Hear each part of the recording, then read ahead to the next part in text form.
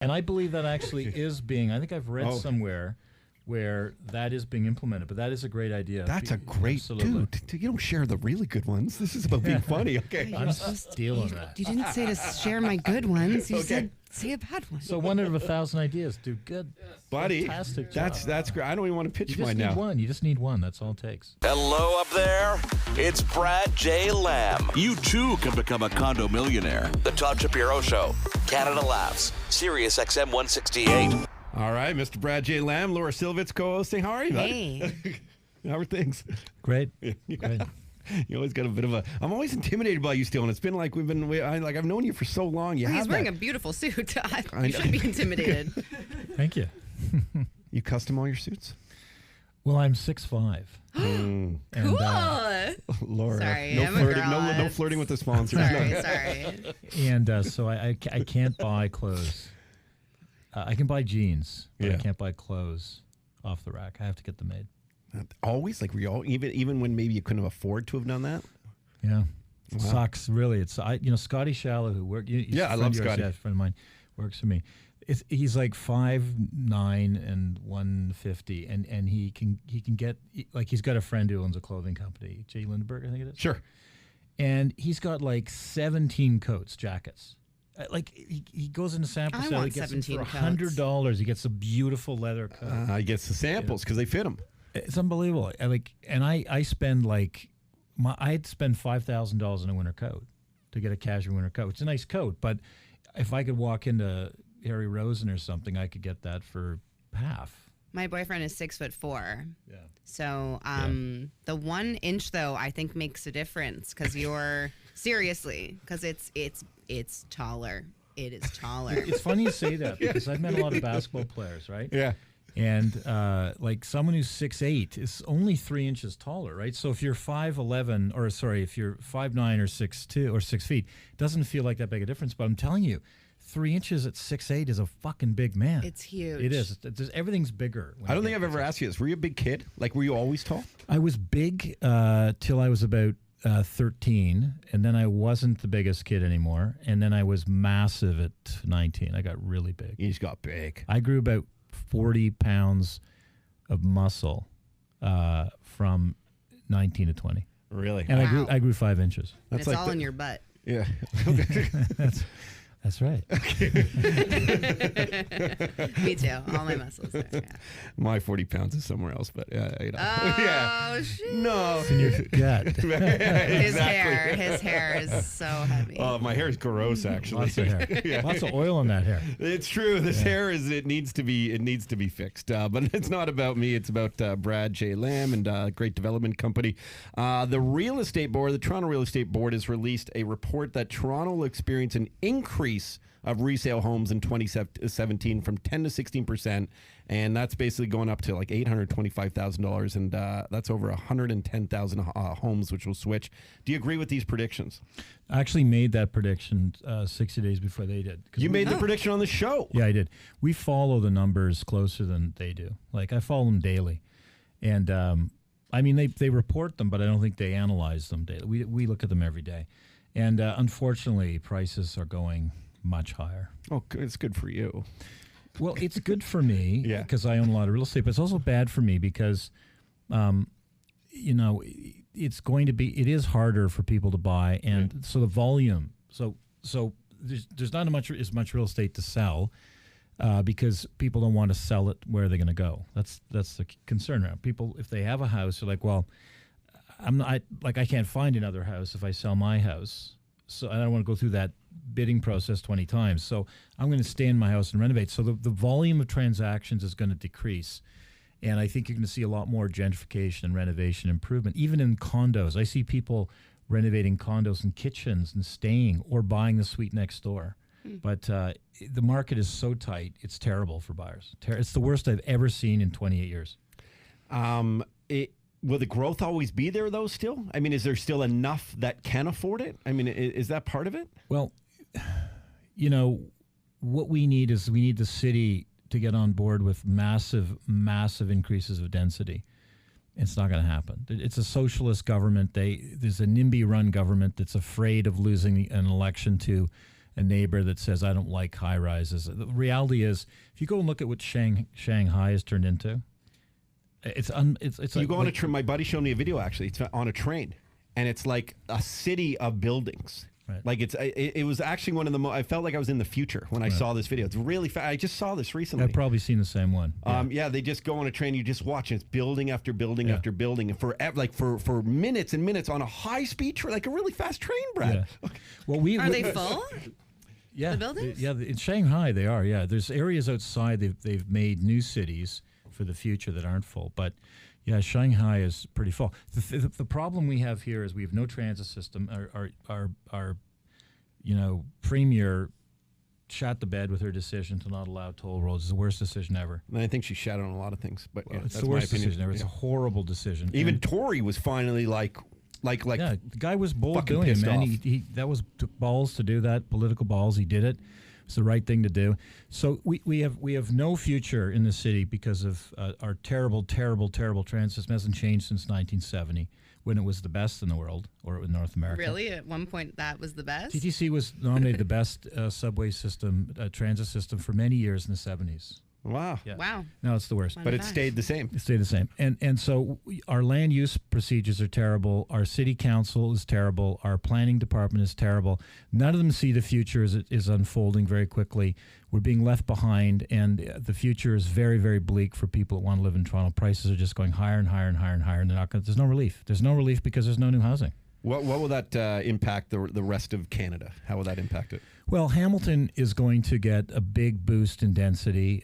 Kitchener-Waterloo will. The whole horseshoe that surrounds Toronto is going to get intensification. Lots of new houses where the houses could be, non-Greenbelt areas around Guelph and Kitchener-Waterloo. Stuff going in Grimsby, too, I see. Like even, yeah. Grimsby's a I'm hot looking spot. at Hamilton. It sounds fun. Sounds great. Hamilton's a great town. It's becoming, I don't want to say this because it insults Hamiltonians to make this comparison because they are their own thing, but it's kind of the Brooklyn of New York. Right? I didn't realize it was you're right. possible to insult a Hamiltonian, but No, they're very proud people, believe me. Yeah, no. They they shot on support all their the time. city. They really do. you know, it's funny. My buddy opened up a hat company. Yeah. That's strictly about like Steeltown and stuff, and the hats are like they can't order enough hats. It's just based on Hamilton, like you know those Toronto versus everybody shirts. Yeah, Went Sure. very. Like, he did sort of the same thing with a hat line, and you're right. It's amazing. I didn't realize that the pride in that town. Man, I'm telling you, it's a really solid town. It's a loyal town,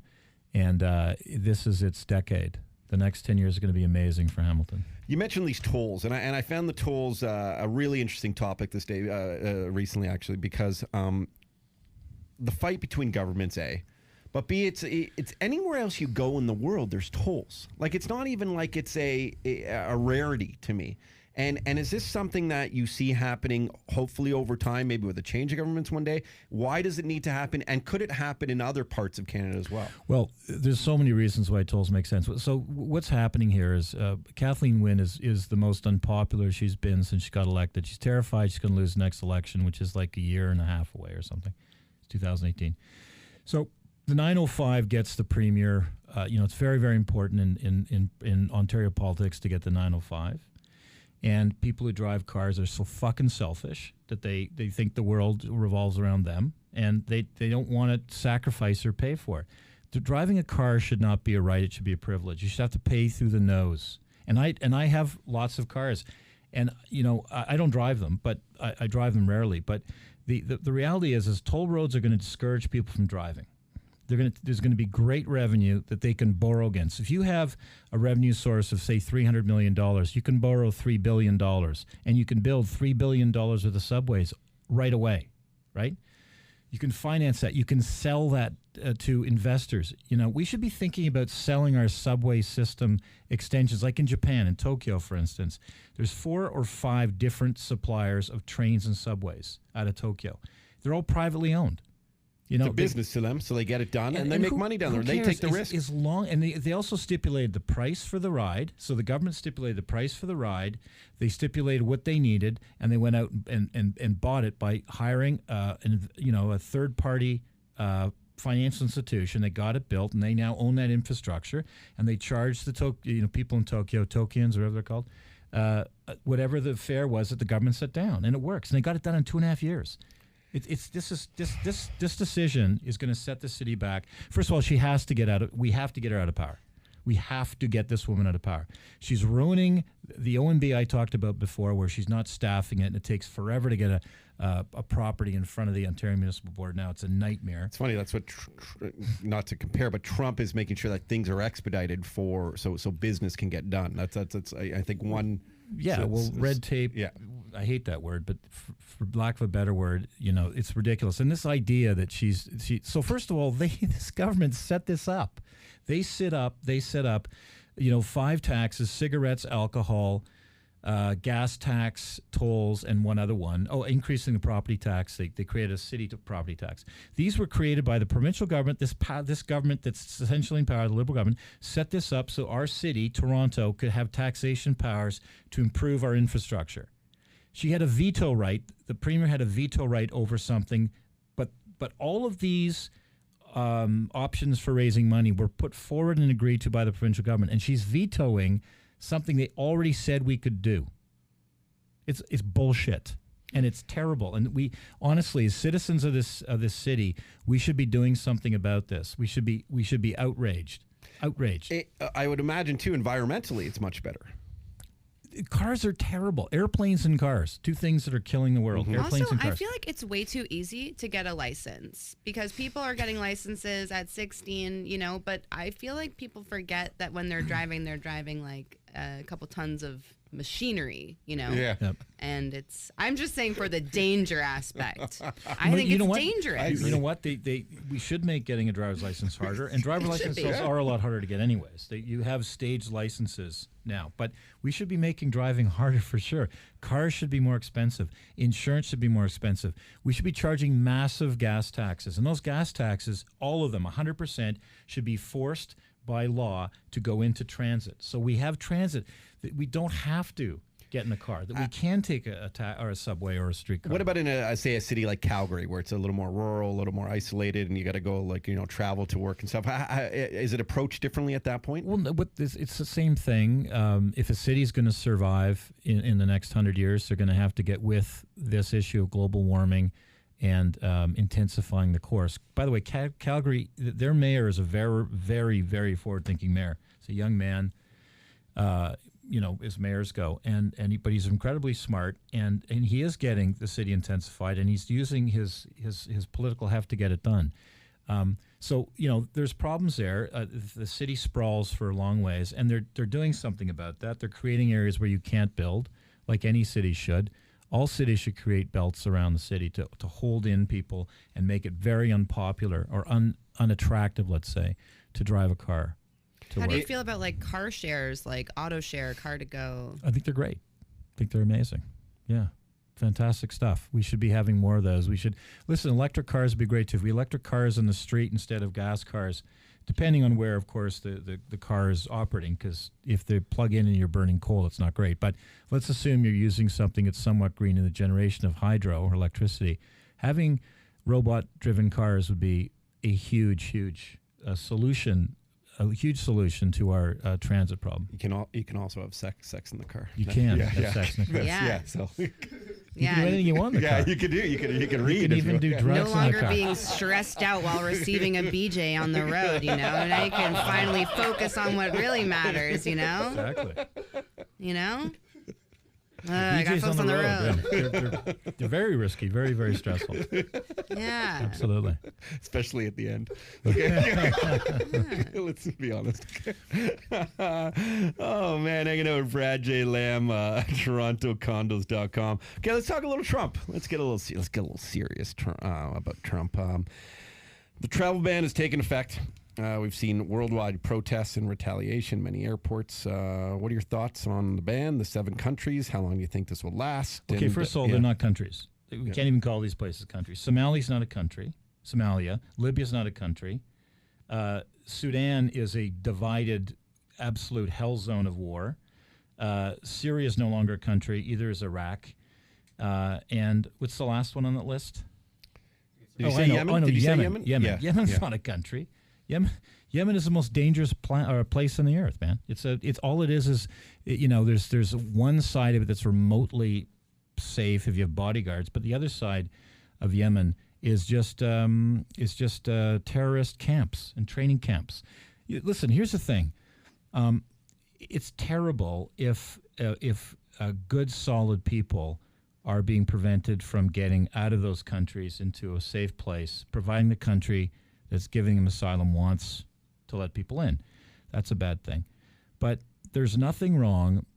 All of these countries have been identified as like I said, they're not countries, they're war zones or terrorist hotspots. There's not even a government in Somali, by the way. It's a bunch of warlords. So what this is... Declared, by the way, terrorist hotspots by the Obama administration. Of course. So what this is, and I understand it's causing confusion, but what it is when a new government comes into power, what they're saying is, okay, these are places we know are problems. We have insight into this we can't share with you generally as the public because we honestly don't really know what's going on with terrorism and what the CIA does and even what CSIS does. So they're saying, okay, we need to reevaluate whether we have the procedures to allow these individuals into our country. And so we're going to take a pause for 120 days to reevaluate that and create procedures that will now allow them to flow in. So that's what the government said. And I think that if it's anyone other than Donald Trump, see, what's happened is because the Republican Party completely controls everything now, the Democratic Party is shitting their pants. And they're doing everything they can on every single issue to get their people on the streets and in front of television cameras to make people think there's a revolution going on. There's no revolution going on. It's always been half of Americans are Democrats and half are Republicans. You're not going to get a Democrat to agree with a Republican government in 90% of what they do. And by the way, you're not getting a Republican to agree with a Democratic government's going to do or Democrat government's going to do. So this is all really...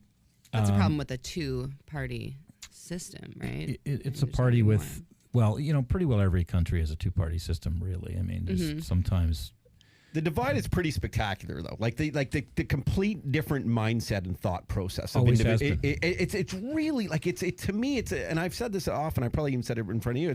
It's not black or white. It's not rich or poor. The divide. It's not a religion thing. It's a mindset. Like it's an actual thought process on how a country should be run.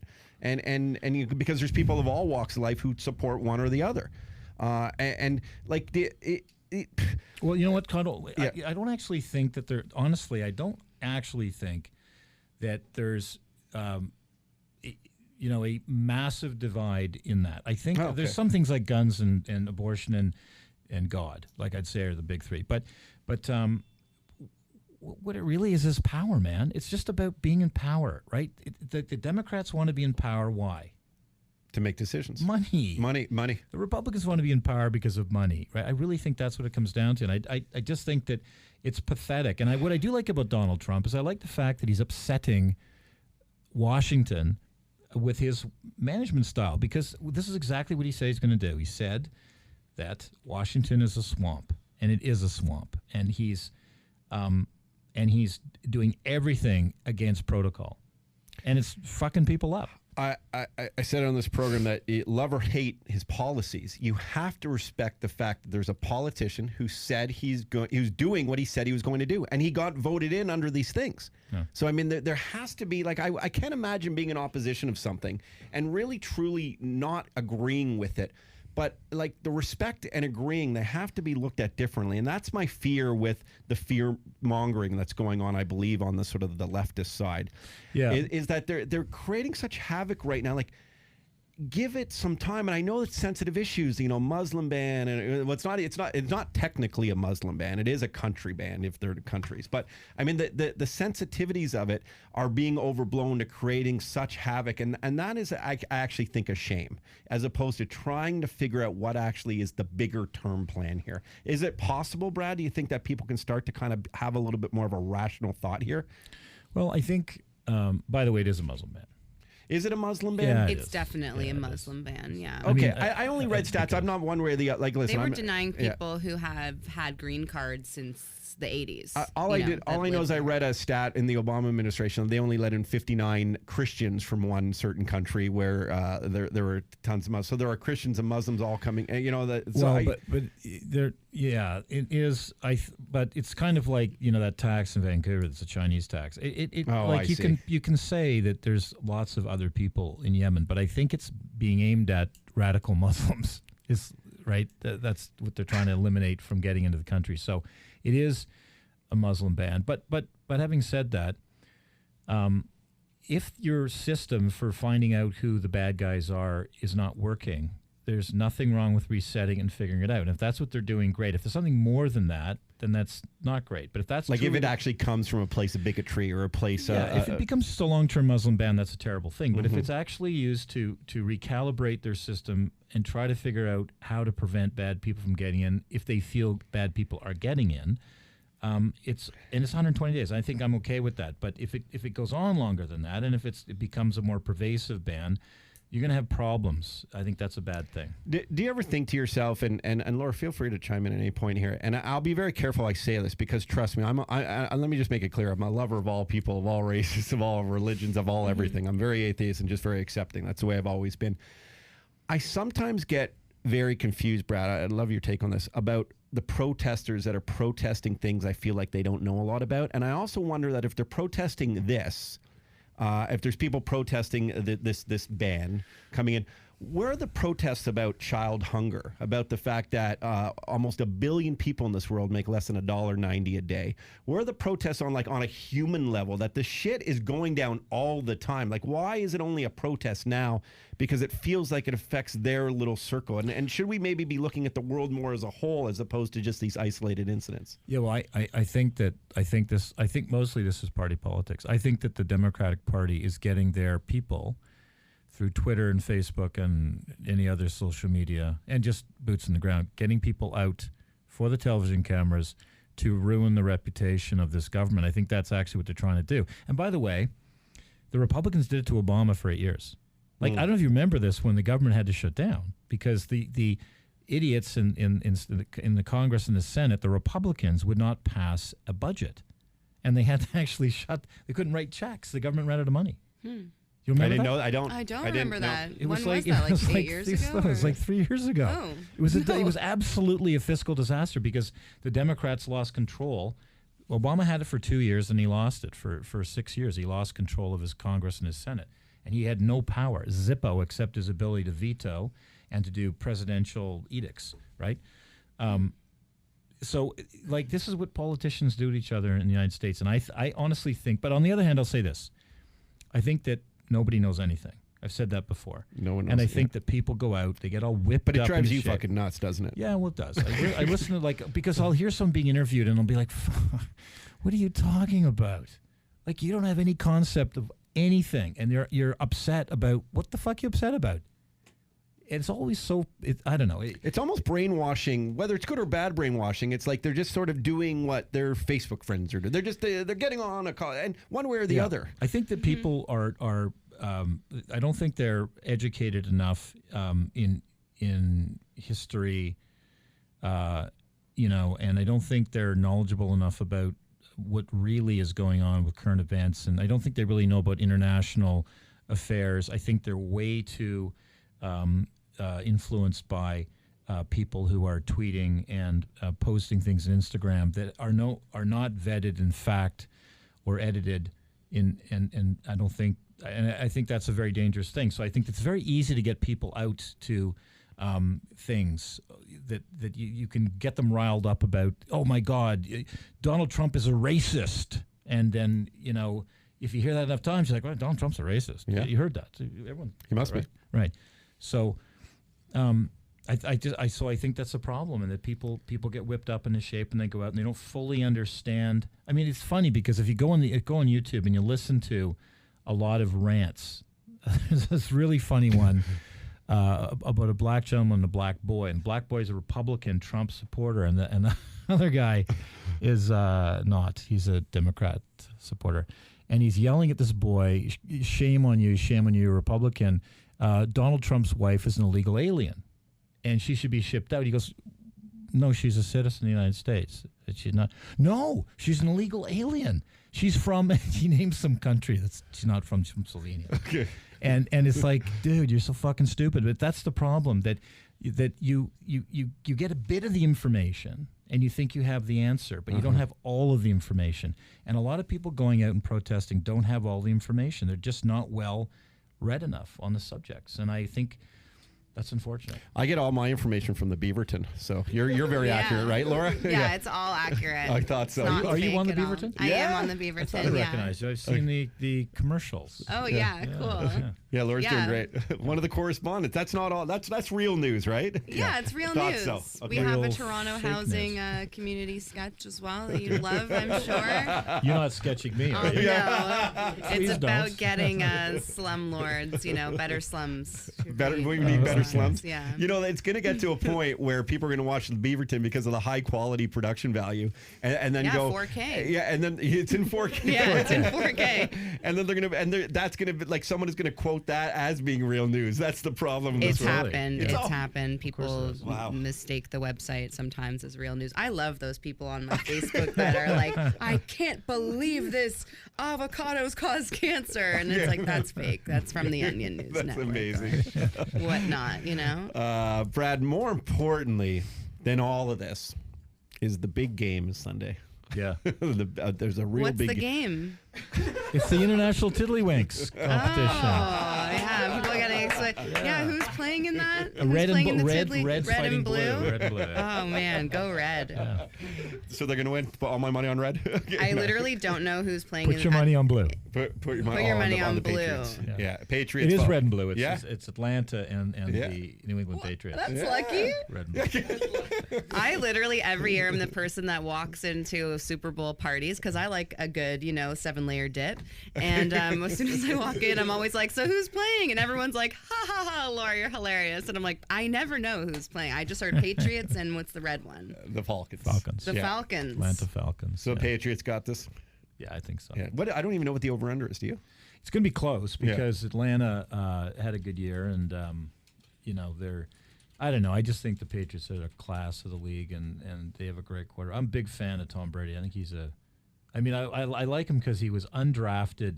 And have you ever seen his tryout video of where I've seen it several times. You can They see make it on YouTube. audition tapes for football They do. players? They What? do. Song and dance Really? routines and stuff like that. Anyway, they showed him sprinting, in the 40-yard. Yeah. It was fucking sad. Oh, he couldn't do it. Oh, he's pigeon-toed and he can't run very well. He was an awkward, skinny guy. He was, but he just he grew with the game, right? He became a phenomenal football player. So I'll never forget. It changed my outlook on all of football. About a decade ago, I saw him on Letterman, and Letterman started to talk about the play calls and the mind that you have to be a quarterback and to understand it and memorize it and everything.